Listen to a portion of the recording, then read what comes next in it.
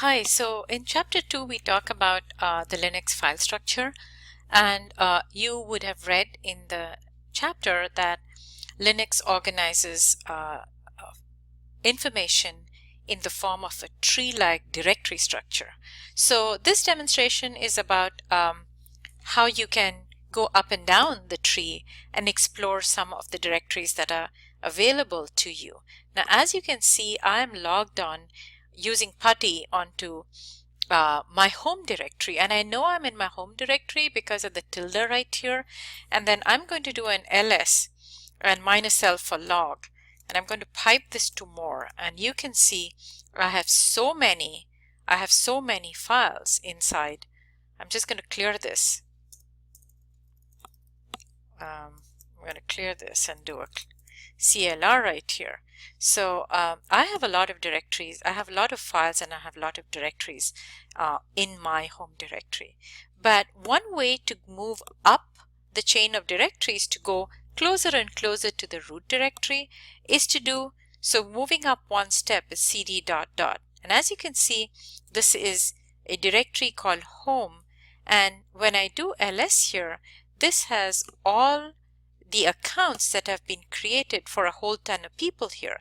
And here is me, Mukarram A, right? And my home directory happens to be Mukarram A. I can even go one step further and try to go to the root directory, and then I do ls. And as you can see, I am able to, I'm just going to kind of see if I can hold the screen a little. All right. So I can see a ton of files here. One of the files that you see is lib. One of the directories that you see is the lib, the etc., and then you can see bin and temp, sys. These are all directories that are managed by the root or the supervisor of Linux. So the system administrator has got privileges to go into this directory and make changes. Let's see what comes up if I do ls. Let's go ahead and do ls bin, right, and pipe that to more. When you do that, you see there's a whole ton of programs here. These are all executable programs, and these programs are not in a text form, but they're in a binary form, and you may actually identify some of the commands that you use. You can see the cat command here, the chmod command here, and all kinds of commands. So I'm going to get out of this and say so these commands are nothing but programs, and they have been compiled and they've been saved in the bin directory. So let's see what else we've got here.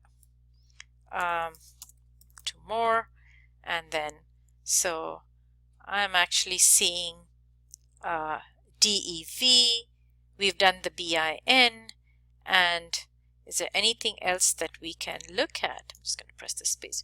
There is also a directory called temp, where temporary information is stored. There's another directory called user, and another one called var. So there's lots of stuff. If you do have student privileges, you can explore that. But for now, I'm now going to move to home and move to Mukarram A.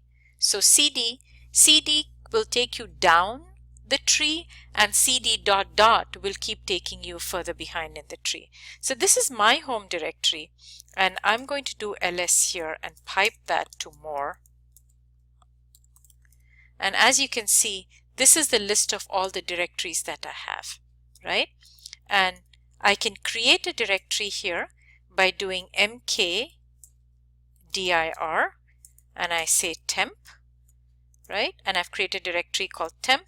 I can do ls temp, and it will actually find the directory for me.